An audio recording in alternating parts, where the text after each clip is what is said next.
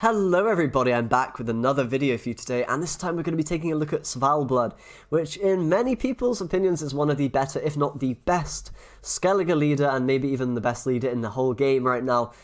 He's definitely very strong, and he has a lot of versatility in terms of bringing both engines, long round value, and short round value alike, to the table. So this is the version I'm running, and have been rolling with the past day or two. And it is pretty damn strong. It's a little bit different to the one that I showed on the meta snapshot recently. A couple of card changes which we'll talk about. But this is kind of the core, of course. And you're using Renew on the Wild Carl that transforms into champion. A lot of the time, if you're able to do that as sort of a double finisher that you get in round 1 or 2, and then round 3 as well, potentially. And we also have, of course, just a bunch of great tools that Skellige uses. The Olaf Canute, of course, Svalblod Totem, Harald, Cleavers in all the decks, Hjalmar as well, very good. Cool inclusions include this Sigvald, which is like a little bit of an engine that you can hit down with Priest potentially, or Harald, or Svalblod even, and get a bit more engine value from. He's a bit iffy, you maybe don't want to include him yourself, up to you. We've also got Blue Boy Lugos, which is another interesting one. Pretty damn good a lot of the time, just to kind of get nice good points from your priests and your other self-damaging cards effectively, and your Heme Protectors work really well with all that stuff as well. So pretty much it's a bit of a self-wounding engine type theme going on with that, Wild Carl kind of finisher value that you get. Of course, you can proc it with your leader very easily to not have to worry about removal or anything onto him, so it's very, very safe, allowing you to get a ton of points, pretty much every time. One of the key problems with the deck is maybe you don't draw the Wild Carl, so that's a bit iffy, but we do have Shield Maidens for thinning, and of course the mulligans will get you there most of the time. The deck can survive without him, but it's a bit trickier for sure. Other than that, the bronze core is just a lot of 4p bronzes that, are pretty good. Heme Protectors are actually very good in this list because they work with the Svalbard leader effect very well. If you're proccing the Wild Carl, you get 3 extra points on Protector the turn you play it, or after potentially. So that can be a 6 for 4 and then go even higher with a Harald on the board, with a Priest on the board, etc. So really powerful engine. Often you can play it as a 4 or 5 point card and then it's not too vulnerable to removal and it already gets you quite a bit of value. So that is definitely a standout card in this deck, along with, of course, Wild Carl and this Renew combo that you have and all the other good Skellige goals that are in here. But yeah, apart from that, it's pretty self-explanatory. It does take a little bit to get used to the positioning of some of the stuff. Playing long ships on the right side of Protector is usually the best way to do it, and then you can have the engine with the Priest on the left side. A little bit of thinking involved there, and of course, whether you sequence Priest first or, go for the Harald, go for the Totem, etc. There's a little bit of tricky decisions going on there, so I do enjoy this deck, and I think it's pretty damn strong. Let's jump into a game or two and see how it plays. Okay, let's jump into game number 1 against a Bruver. Let's see what we can do here. Going to be on the red coin. So we have Shield Maidens. They're obviously really good to get out early on with our leader, most likely. I do like the Longship and the Ravager. They're pretty good cards to kind of just throw away in round 1, although we do want to push, and we have the tools to do that as well with Canute Olaf and maybe some other stuff. I think this hand's okay. Blue Boy, not particularly great without a Priest or anything, but we could keep this whole hand. I maybe want to mulligan it. Then again, save it for later is fine. As long as we've got a few kind of weaker plays to go with and the Shield Maidens to get out, we're pretty happy with that hand. Of course, Priests are not bad, and the, Protectors or whatever can also be used in round 1 pretty liberally. Can get those engines to kind of win that early game. It's a pretty good way to do things. Let's start with the Longship so we can get the Ravager online as soon as possible, ideally.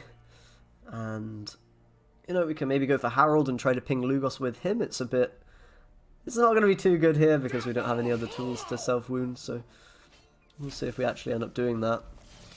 That is a Defender, which we can't really deal with. I mean, we do have Ulfodin and we do have Skell, so we could kind of damage this, and maybe that's the way to go, actually.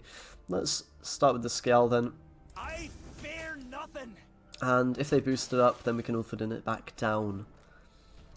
Good to know that the carryover is not on anything. They obviously played that. Boost's going to come down again. Okay. Fair enough. Let's go with the Ravager now. Then we can get that Bloodthirst without having to rely on the damage. The Ravager actually does itself, so we can get the bleeding onto that. And that'll make it a bit harder for it to actually be activated by boosts and whatnot, maybe. Hopefully. And we're ahead now, which is nice. And there's going to be the tactical advantage, giving Ulfadin a lot of value. So we'll go for that now, I think. And we will be able to knock off, again, the boost from it. And we'll start damaging it with the longship as well now, I guess. We're ahead by 1 point because of the bleeding, which is very, very good.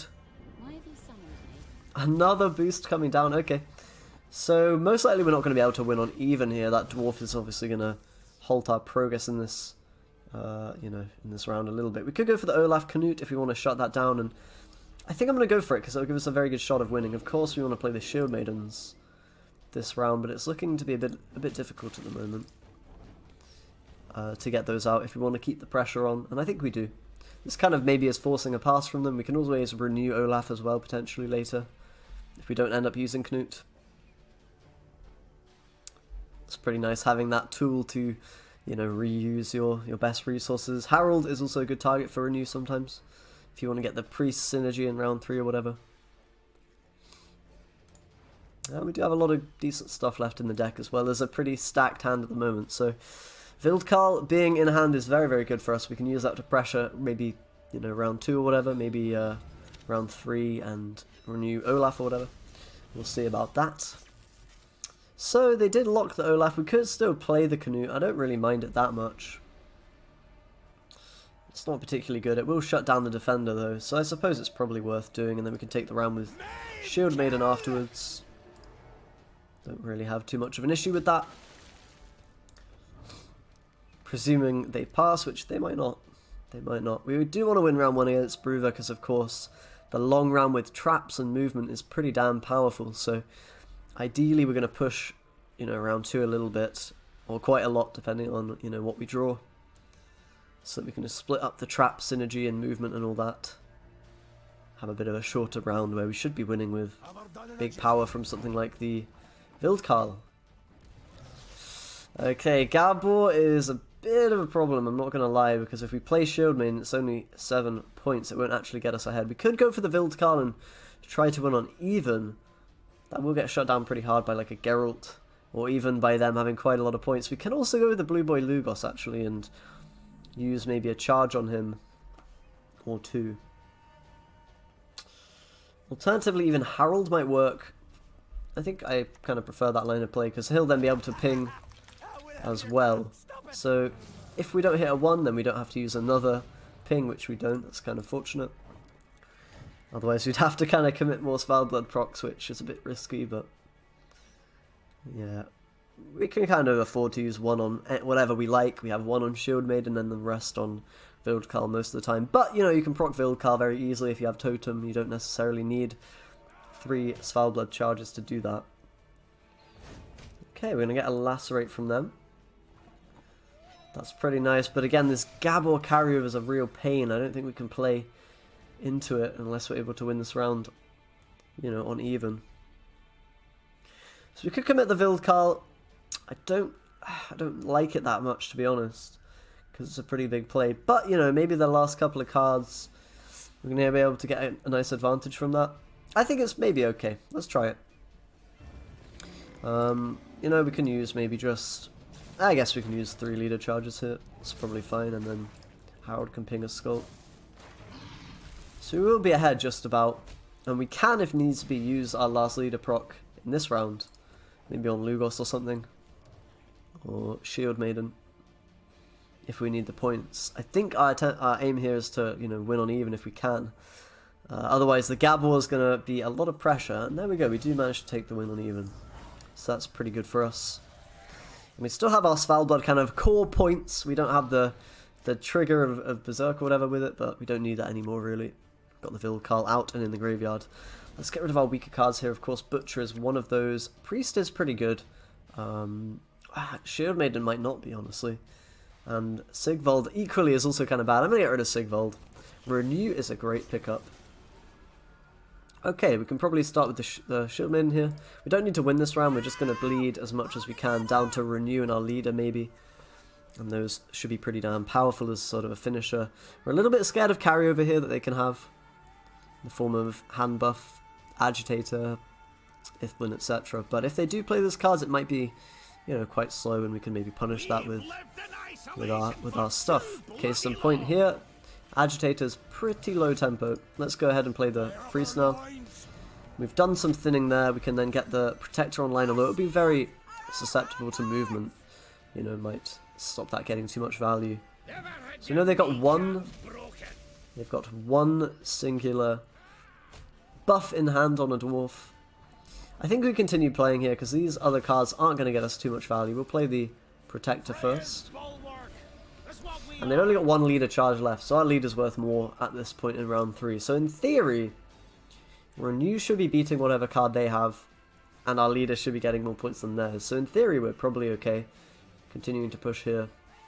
The one scary thing would be more carryover. Ithlin is the main problem there. But I don't imagine they have it. Probably not. If they chose not to play it earlier. Maybe they do. Who knows. At that point, it might be even worth pushing all the way in and trying to get the Sheldon from them. If we assume that's what they have, but who knows. Seems like we're getting some pretty good card here from them. Maybe not, okay, never mind.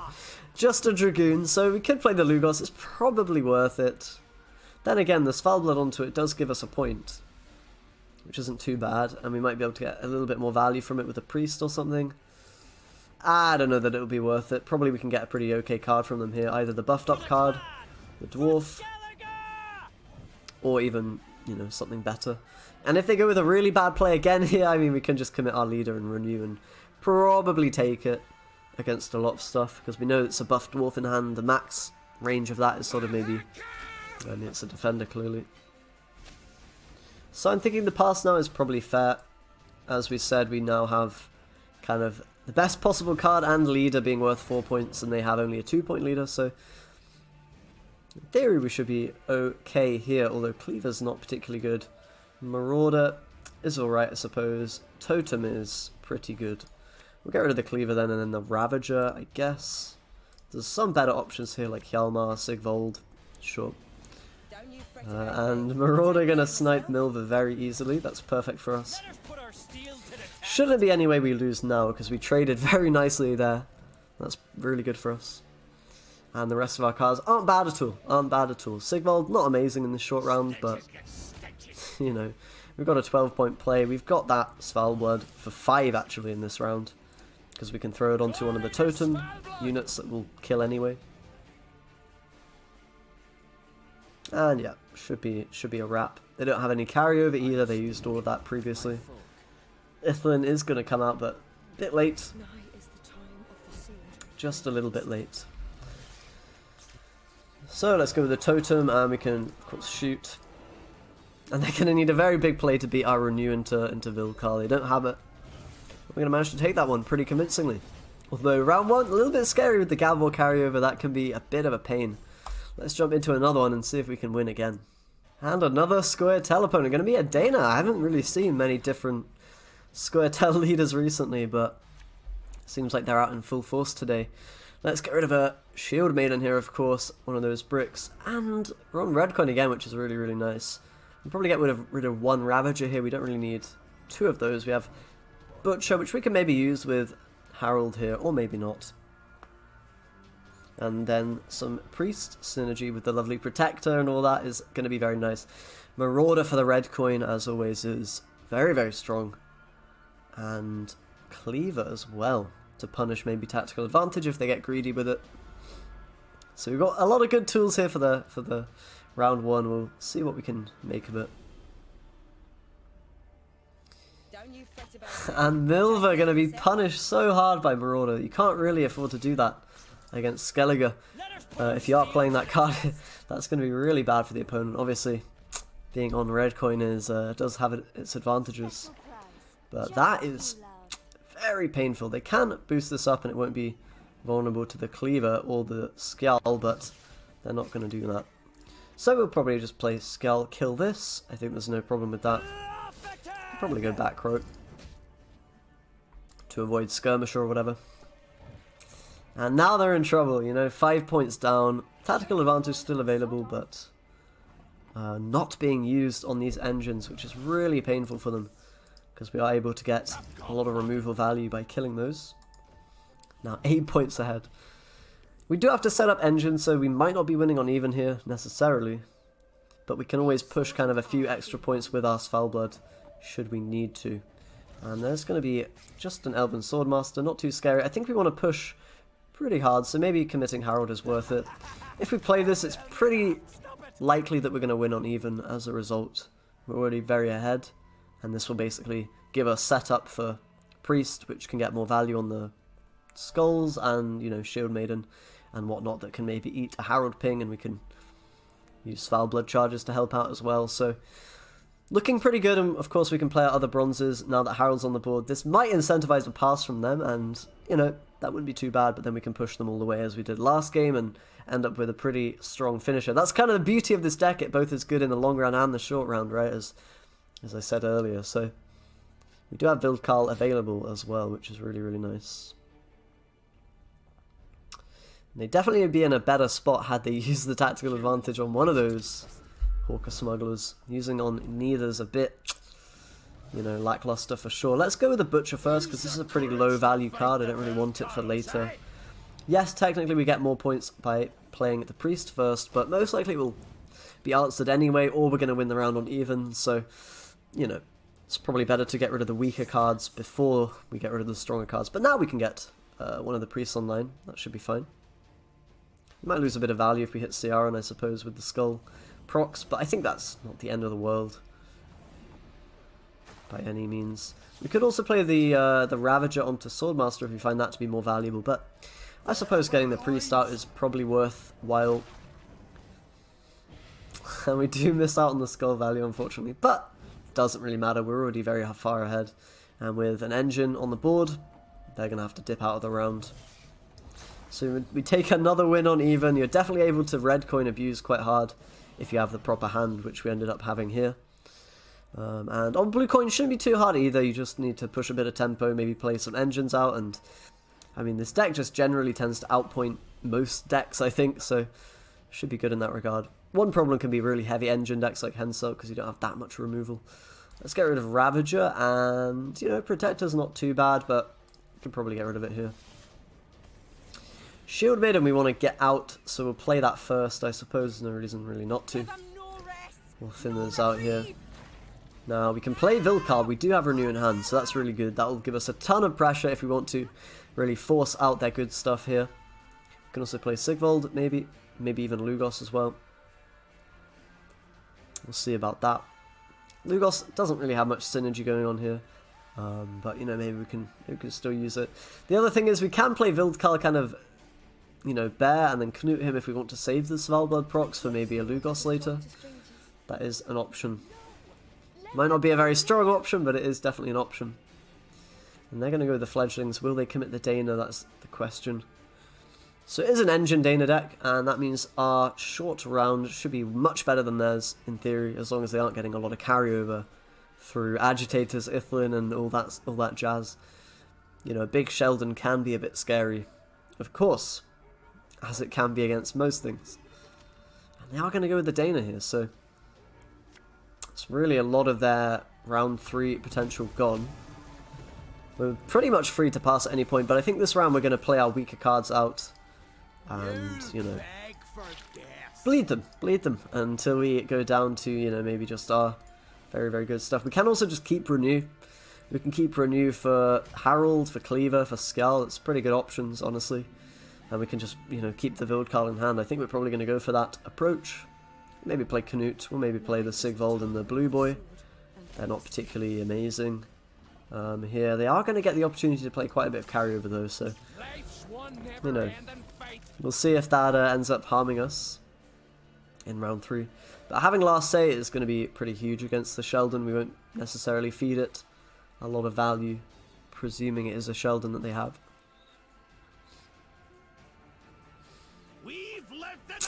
And Agitator, you hate to see it. I mean, this bleed is becoming a little bit kind of bad for us, right? But I suppose we can keep pressuring. We might even be able to commit Vildkarl and force Sheldon from them, I suppose, but kind of unlikely.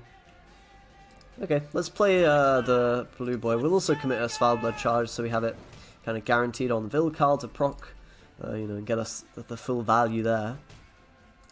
We're not that far behind, so in theory we could, you know, push with the Wildkarl and leader if we wanted to, and maybe get a card, or at least get their kind of finisher from them. Maybe not. We're actually very far behind, so I take that back. Canute probably not going to be too good, so we'll play that here. And they've run out of carryover plays, it looks like, so should be kind of okay, right?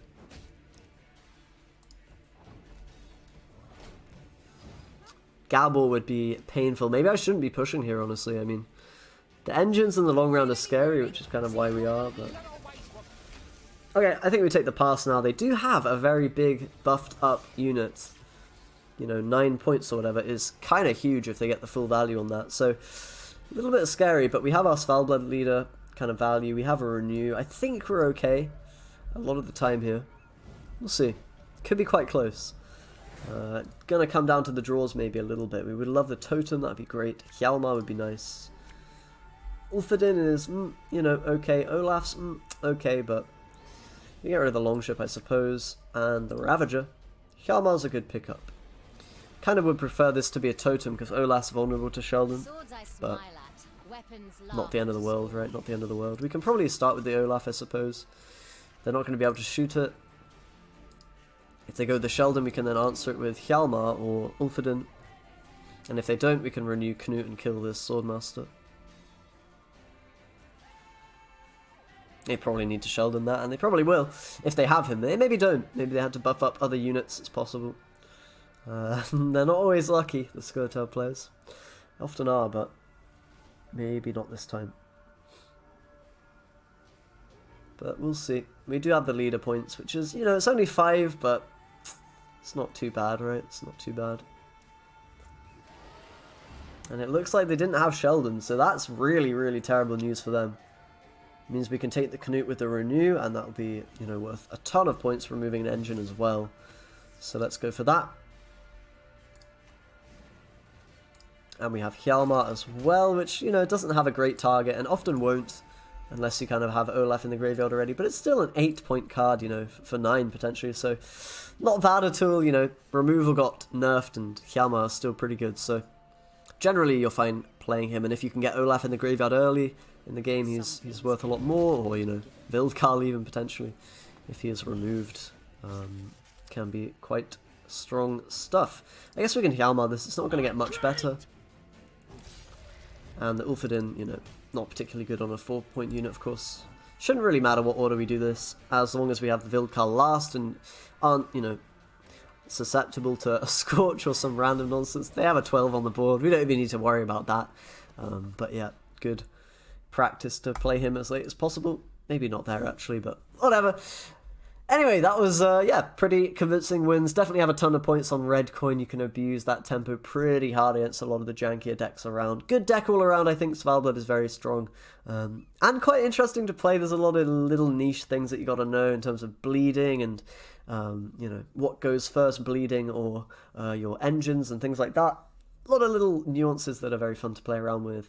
And yeah, cool engine-focused deck with the finisher as well. I love it. Anyway, thank you very much for watching, guys. Sorry I haven't been posting too many videos recently. A little bit of a burnout, I suppose, for myself. But yeah, thanks again for watching. Do subscribe if you want more Gwent content eventually. And thank you. I'll see you guys next time.